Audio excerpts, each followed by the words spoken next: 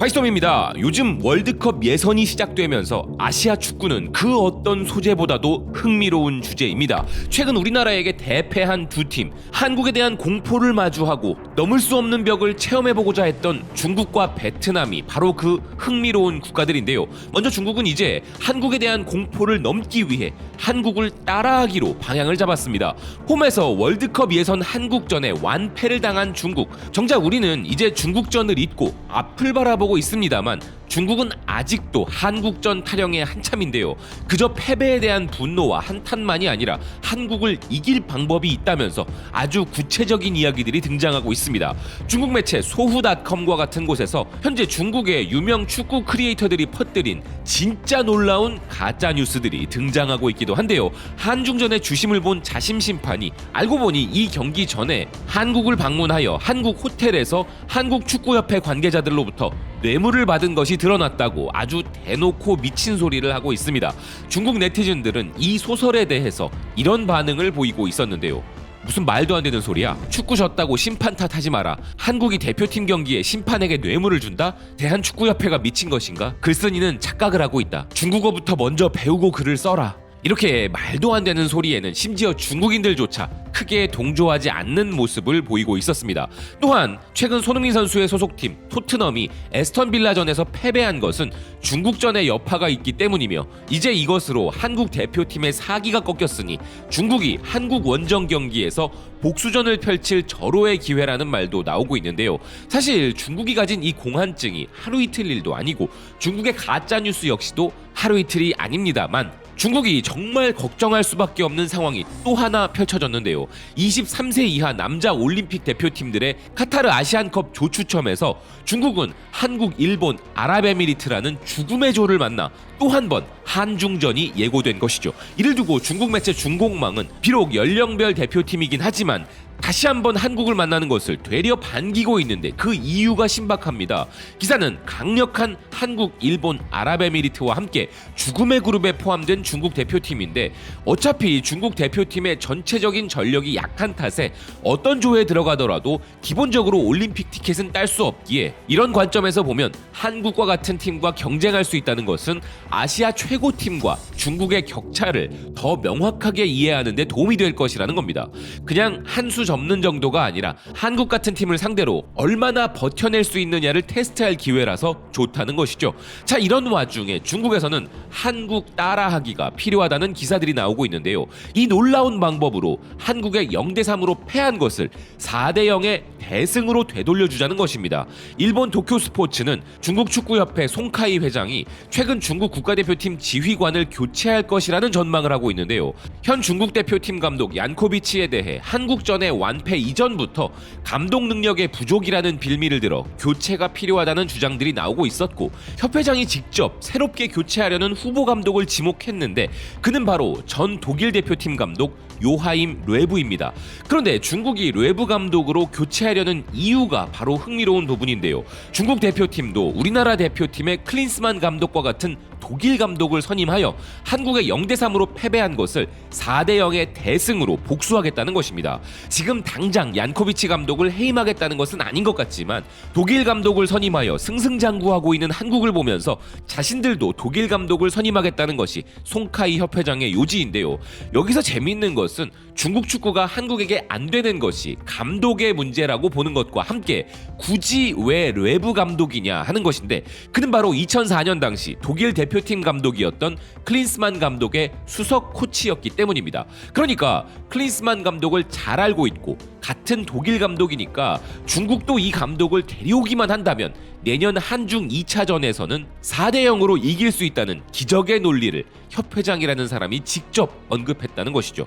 그런데 이런 부분이 아예 비논리적인 것은 아닌 것이 중국은 최근 독일 분데스리가와 협약 등을 통하여 독일 축구 시스템을 장기적으로 안착시키려고 하는 노력들을 해왔는데요.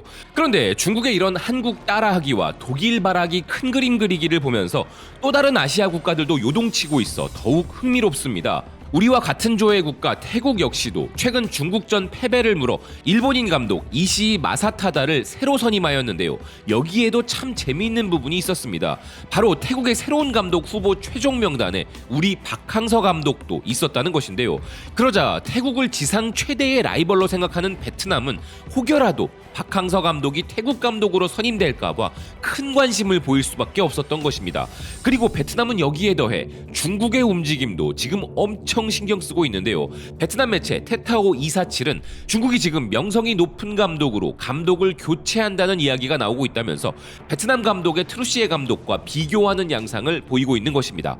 더군다나 이런 중국의 감독 교체설에 베트남이 큰 관심을 보일 수밖에 없는 이유는 최근 북중미 월드컵 2차 조별 예선 F조에서 이라크, 필리핀, 인도네시아와 한 조에 속한 베트남이 지난 21일 이라크와의 홈 경기에서 패배하면서 큰 위기감을 느끼고 있기 때문인데요. 베트남 매체 라우동 투도는 아직 베트남의 월드컵 진출은 꿈일 뿐인 것인가 라면서 한탄의 기사를 내놓았습니다.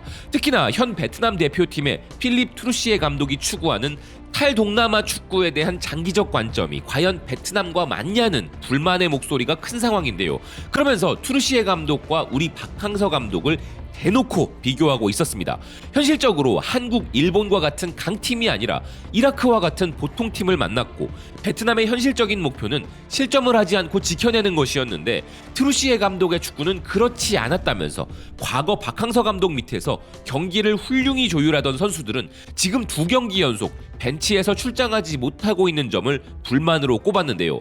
박항서 감독 시절 활약이 눈부셨던 선수들이 트루시에 감독의 스타일에 맞지 않는다는 이유로 출장하지 못하고 있고 그나마 베트남이 한번 비벼볼 수 있는 전술을 벌인 뒤로 팀은 지고 있는데 이런 식의 지배 축구를 추구하는 트루시에 감독의 방식이 맞냐는 것입니다. 그러면서 현재 트루시에 감독이 뭘 하고자 하는 것인지는 알겠지만 이게 과연 박항서 감독 당시의 베트남의 강인함을 만들어낼 수 있겠냐는 것인데요. 이런 와중에 숙적 태국의 감독 후보군에 박항서 감독이 있었다는 것을 두고 발빠른 속보가 등장하는 한편 박항서 감독을 싱가포르나 인도네시아가 데려갈지도 모른다며 예민해진 베트남이었습니다. 자신들의 영광의 시대를 맞게 해준 박항서 감독이 동남아에서 엄청나게 각광받고 있는 것이 베트남에게는 알게 모르게 씁쓸함을 주고 있는 것인데요. 베트남 매체 하이두옹 TV는 인도네시아의 신태용 감독 후임으로 박항서 감독이 인도네시아 대표팀을 맡게 될지도 모른다면서 만약 신태용 감독이 물러나게 된다면 그 후임으로 인도네시아에게 무서웠던 박항서 감독이 선임될지도 모른다면서 우려하고 있는 상황이었습니다. 소 잃고 외양간 고친다는 이 속담이 참 잘 어울리는 상황이라 해야 할까요? 최근 베트남에서는 트루시에 감독과 박항서 감독의 결정적 차이점을 이야기하고 있기도 합니다. 그것도 굉장히 예민한 부분을 이야기하고 있는데요. 베트남 매체 텐니에는 트루시에 감독과 박항서 감독 사이에는 결정적인 차이가 있다 이야기하고 있었습니다. 그것은 바로 감독으로서의 리더십의 차이라는 것인데요. 베트남 23세 이하 대표팀 감독을 겸하고 있는 트루시에 감독에 대해 최근 베트남 선수들이 반복적으로 불만을 터뜨리고 있는데 그 이유는 특정 선수들을 지명하고 비난을 하는 트루시에 감독의 행동 때문이라는 것입니다. 지난 이라크전에서 0대1로 패배한 이후 트루시에는 베트남의 미드필더인 응유엔 호앙둑을 왜 기용하지 않았냐는 질문에 그 선수는 아직 자신이 원하는 수비 조직 수준의 단계에 이르지 못했고 더 많은 기여를 해야 하는 선수라고 말했다는 것인데요. 그런데 박항서 감독도 이와 마찬가지로 특정 선수들을 기용하지 않았던 적이 있었지만 그 방식이 질적으로 달랐다는 것입니다. 박항서 감독은 선수에 대한 공식적인 평가를 함구한 반면 트루시에 감독은 이를 직접적으로 언급한 차이가 있으며 이 두 감독은 문제를 처리하는 다른 방식을 가진 감독들이라는 것인데요. 그러면서 기사는 박항서 감독이 성공했던 이유가 바로 이런 점이라면서 베트남 같은 국가의 대표팀을 맡을 때는 축구에 대한 전문성만큼이나 사람을 대하는 자세가 중요한데 박항서 감독은 베트남의 문화와 정서에 빠르게 적응했기 때문에 성공할 수 있었다는 것입니다. 한국의 전략가 박항서 감독은 때에 따라 적절하게 단호함과 부드러움을 보여주었고 진지해야 할 때와 친밀하게 대할 때를 잘 구분할 줄 아는 감독이었으며 때로는 선수들과 함께 다정하게 탁구를 친다든지 선수들에게 한국어로 된 생일 카드를 주며 격려의 메시지를 보낸다든지 세세한 부분까지 신경 쓰는 모습을 통해 가족적인 분위기를 만들어냈다는 것인데요. 이런 연대를 통해 팀의 힘을 키우면서 감독의 권위를 강화한 박항서 감독과는 전혀 다른 길을 걷고 있는 트루시에 감독이라는 것입니다. 무려 4년 전 2019년 1월에 바이솜은 박항서 감독에 대한 콘텐츠를 만들면서 앞으로 동남아 국가들의 한국 감독 러쉬가 일어날 것을 말씀드린 바 있었습니다. 최근 말레이시아 대표팀을 맡아 엄청난 돌풍을 일으키고 있는 김판곤 감독 등의 모습을 보면 그 예상이 그리 틀리지는 않았던 것 같은데요. 일본이 지배하던 동남아 축구 감독 체계를 뒤바꾼 효시가 된 박항서 감독과 베트남은 참 잘 어울리는 한 쌍이었습니다. 베트남의 전력에 현실적으로 최적화된 축구를 선보인 박항서 감독, 그런 감독에게 있을 때 잘해줬어야 했는데 떠나니까 아쉬워하는 베트남이 이제야 현 감독과 비교하며 한탄하는 모습은 참 애석하기 그지없는데요. 우리나라 축구는 이제 전 아시아에서 단순히 최강국 중 하나라는 타이틀을 넘어 그들에게 많은 가르침을 주고 있다는 생각입니다. 여러분의 생각은 어떠십니까? 시청해주셔서 고맙습니다. 또 뵙겠습니다.